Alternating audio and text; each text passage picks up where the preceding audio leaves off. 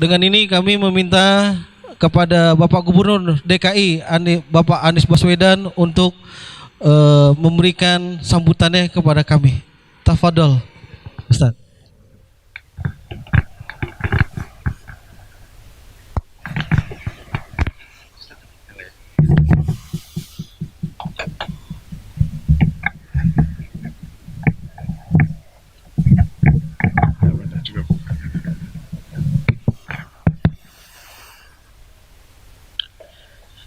Bismillahirrahmanirrahim. Alhamdulillahilladzi arsala rasulahu bil huda wa dinil haq liyudhhirahu ala dini kullih wa kafa billahi syahida. Asyhadu an la ilaha illallah wa asyhadu anna Muhammadan abduhu wa rasuluh la nabiyya ba'dah. Yang saya hormati pembina, pimpinan, pengurus ASESI, seluruh peserta dan tamu undangan, Assalamualaikum warahmatullahi wabarakatuh.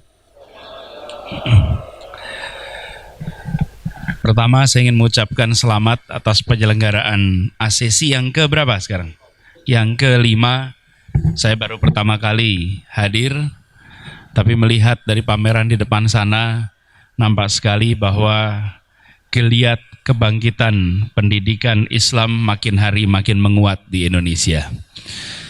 Ini adalah sebuah tanda-tanda yang baik. Saya tadi sampaikan, ini sebetulnya jadwal ke sini tidak ada. Tapi saya bilang lebih baik mendadak datang daripada mendadak batal. Kalau mendadak batal surasannya jadi panjang gitu. Saya ingin sampaikan singkat saja. Pendidikanlah tentang masa depan. Pendidikan adalah tentang menyiapkan generasi baru. Dan pendidikan tidak membentuk, pendidikan menumbuhkan. Dia menumbuhkan. Karena dia menumbuhkan, maka yang diperlukan sangat mendasar adalah bagaimana tanah tempat bibit tumbuh bisa subur. Bibit dan tanah tempat tumbuh itu iklimnya baik. Kalau kita membayangkan anak-anak sebagai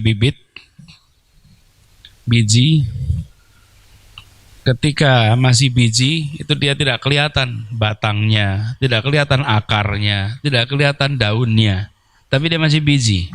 Sehebat apapun sebuah biji, ya dia tidak kelihatan seluruh komponennya. Nanti kalau dia sudah tumbuh berkembang, kalau biji tanaman itu, maka akan terlihat batangnya, akan terlihat daunnya, akan terlihat buahnya, akan terlihat bunganya. Tapi pada saat dia masih menjadi biji, belum terlihat. Kadang-kadang kita melihat biji seperti kita melihat tanaman yang lengkap. Lalu kita ingin biji ini punya semuanya. Punya bunganya, punya seluruhnya. Tidak bisa. Karena biji itu akan menjadi tumbuhan yang lengkap, memerlukan waktu, memerlukan proses penumbuhan. Biji yang baik membutuhkan lahan yang subur. Di mana lahan yang subur itu? Satu, di rumah. Rumahnya harus menjadi lahan yang subur. Yang kedua di mana? Di sekolah. Dia juga lahan yang subur. Yang ketiga di antara rumah dan sekolah, yaitu di lingkungannya. Karena itu ketika kita membicarakan tentang pendidikan, bayangkan seperti kita menumbuhkan biji itu. Karena itu saya sering mengatakan jangan gunakan kata membentuk, apalagi kalau akhlak. Akhlak ini ada bentuk, akhlak itu ditumbuhkan. Karakter itu ditumbuhkan. Tidak bisa dibentuk, ditumbuhkan. Bapak-bapak, ibu yang mempelajari biologi ketika SMP pasti pernah praktikum tuh. Tanaman dipasang, yang satu diarahkan dekat matahari, yang satu jauh. Beloknya beda bukan? Beloknya beda bukan? Bibitnya sama, tanahnya sama, potnya sama, yang satu dekatkan matahari, yang satu jauhkan. Arah tumbuhnya sama tidak? Beda. Jadi kita mau belok kanan belok kiri itu bukan daunnya yang dibelokkan, tapi rangsangannya yang berbeda. cuacanya yang diatur, lokasinya yang diatur. Karena itu mengelola sebuah sekolah, mengelola sebuah institusi pendidikan itu adalah mengelola rekayasa. Karena direkayasa, perilaku rekayasa. Ya beri contoh. Di rumah nih, di rumah. Kita ingin anak kita menjadi anak yang individualis atau anak yang dekat dengan saudara-saudaranya. Misalnya, ingin dekat bukan? Terus kita bikin rumah nih. Cara bikin rumahnya, anaknya 4 misalnya, dibuat 3 kamar, 4 kamar. Lalu di tiap kamar dibuatkan kamar mandi. Oke? Kenapa? Ya supaya rapi bersih. Semua kamar mandi ada dalam rumah. Keluarga yang sama, 4 anak, kamar mandinya di luar, 1. Apa yang terjadi? Yang 1 anaknya tumbuh individual, semuanya diselesaikan sendiri, keluar dari kamar udah bersih. Yang 1 rebutan kamar mandi tiap pagi. Tahu karakternya, siapa yang sikatannya lama, siapa yang kalau mandi lama, siapa yang kalau mandi harus diketok-ketok, siapa yang samponya suka ketinggalan. Beda bukan? Beda. Itulah pendidikan. Jangan dibayang pendidikan itu sesuatu yang tertulis, dibaca, dihafal, diuji. Pendidikan adalah proses pembiasaan. Jadi, Bapak sekalian, kita bisa merangsang anak kita sesuai dengan skenario yang kita mau buat. Karena itu, kemewahan keluarga dan kemewahan institusi pendidikan adalah dia bisa membuat aturan main yang membentuk perilaku. Bisa. Dan itulah kehebatan saya berharap sekolah-sekolah yang hari ini pameran dan Bapak Ibu semua yang bergerak di dunia pendidikan memikirkan rekayasa itu. Karena perilakunya direkayasa. Bahkan mengaturnya juga begitu. Seringkali sekolah kita hari ini anaknya abad 21, gurunya abad 20, ruang kelasnya abad 19. Nah, bahkan abad 17 ruang kelasnya. Ngaturnya masih begini nih, dari zaman 10 abad yang lalu mungkin begini bentuk sekolah itu, bentuk kelas itu. Sekarang udah berubah. Jadi kalau mau memikirkan sekolah, pendidikan, pikirlah masa depan. Rekayasalah untuk masa depan. Umat Islam sering gagal berhasil bukan mampu atau tidak mampu, tapi mengantisipasi perubahan atau tidak mengantisipasi perubahan. Ini PR-nya. Karena itu kalau mengukur keberhasilan anak-anak kita sekarang jangan dilihat hari ini. Tadi saya gambarkan biji bukan? Hari ini bijinya dinilai. Sudah tumbuh biji belum ada apa-apa. Nanti ketika dia sudah tumbuh besar baru terlihat, baru kualitas buahnya bisa dinilai. Baru kualitas daunnya, kualitas batangnya bisa dinilai. Hari ini dia masih biji. Karena itu jangan terlalu puas dengan penilaian hari ini. Penilaiannya besok. Karena inilah proses penumbuhan. Dari hari ini bisa dibuat trajektori. Trajektori itu bisa diproyeksikan ke depan. Nah, saya berharap kita yang mengelola lembaga-lembaga pendidikan jangan puas dengan ukuran hari ini. Jangan puas. Dan siapkan masa depan. Disebutkan di dalam proyeksi pendidikan abad 21 ada 3 komponen utama yang mendasar. Nomor 1 adalah karakter, akhlak. Nomor 1. Ini diakui dunia, bukan kita. Ini dunia, karakter. Tanpa karakter berat. Karakter itu ada 2. Karakter moral dan karakter kinerja. 2. Karakter moral, iman, takwa, jujur, rendah hati. Karakter moral. Karakter kinerja, kerja keras, ulet, tangguh, tak mudah menyerah, tuntas. Itu karakter kinerja. Kita kan tidak ingin jujur tapi malas, atau kerja keras tapi culas. Betul gak sih? Jadi begitu sampai karakter 2, karakter kinerja dan karakter moral. Akhlak nomor 1. Yang kedua adalah kompetensi. Dan kompetensinya ada 4K. Nomor 1, berpikir kritis. Kedua, kreatif. Ketiga, komunikatif. Keempat, kolaboratif, bisa kerjasama. 4K itu kompetensi. Yang ketiga, literasi, keterbukaan wawasan. Kalau dulu kita bicaranya calistung, kalau sekarang udah lewat, bukan baca tulis hitung.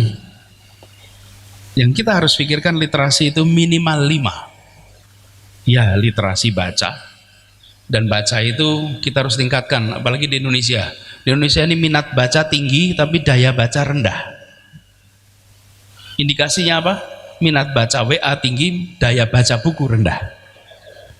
Tapi kalau baca WA tahan, bisa berjam-jam baca WA, betul enggak? Itu namanya minatnya ada, tapi dayanya rendah. Begitu tulisan agak panjang, skip. Betul enggak? Nah, iya. Buku agak gede, mundur langsung.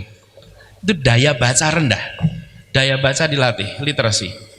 Literasi budaya, literasi teknologi, literasi keuangan. Jadi sekalian, 3 komponen itu yang disebut sebagai proyeksi kebutuhan masa depan bagi anak-anak kita. Yang pertama tetap fundamennya adalah karakter, akhlak. Tapi kompetensinya jangan hilang. Hari ini anak-anak kita diuji, diberi kertas berisi pertanyaan ujian, betul ya, diminta menjawab. Yang jawabannya nilainya bagus yang apa?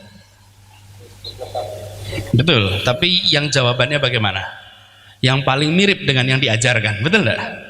Iya kan? Yang paling mirip dengan yang diajarkan itulah yang benar, ya enggak? Di masa depan ujiannya adalah dikasih lembar kosong, kerjakan semau Anda. Kerjakan semau Anda. Lalu anak kita bingung, nggak bisa jawab. Bingung, nggak bisa jawab. Kekalahkan umat Islam banyak di urusan seperti ini. Banyak di urusan seperti ini. Karena tidak mempersiapkan perubahan itu. Pertanyaannya nggak ada lagi, kasih lembar kosong. Kalau hari ini ditanya mau jadi apa, besok sekolah-sekolah ini tidak boleh lagi tanya, kalian mau jadi apa? Jangan. Tanya nanti kalau besar mau membuat apa, karena profesinya udah nggak ada nanti. Dulu saya waktu masih kecil tuh Pak, tukang pos tuh rutin datang ke rumah Pak, pakai motor warnanya oranye. Wah, top betul rasanya naik motor Suzuki itu. Pos, pengen jadi tukang pos. Hari ini ada tukang pos, email semua, WA, betul nggak sekalian? Bayangkan besok perubahannya lebih cepat. Yang diketahui hari ini belum tentu masih ada profesinya di masa depan. Jadi pengelola institusi pendidikan jangan terpukau dengan cerita masa lalu. Gelisahlah dengan masa depan. Gelisahlah dengan sekolah-sekolah terbaik dunia hari ini. Jangan puas dengan melihat masa lalu kami sudah seperti ini. Bukan, masa depan. Dan ini teman-teman, saya sampaikan sebagai bagian dari kita bersiap. Kemenangan itu dipersiapkan di ruang-ruang keluarga dan di ruang-ruang kelas. Di situ kebangkitan umat akan terjadi. Di ruang-ruang keluarga dan di ruang-ruang kelas. Kalau itu dikerjakan dengan serius, 3 komponen tadi disiapkan. Akhlak, karakter, kompetensi, literasi. Sesudah itu biarkan mereka terbang. Mereka akan siap untuk menghadapi apa saja.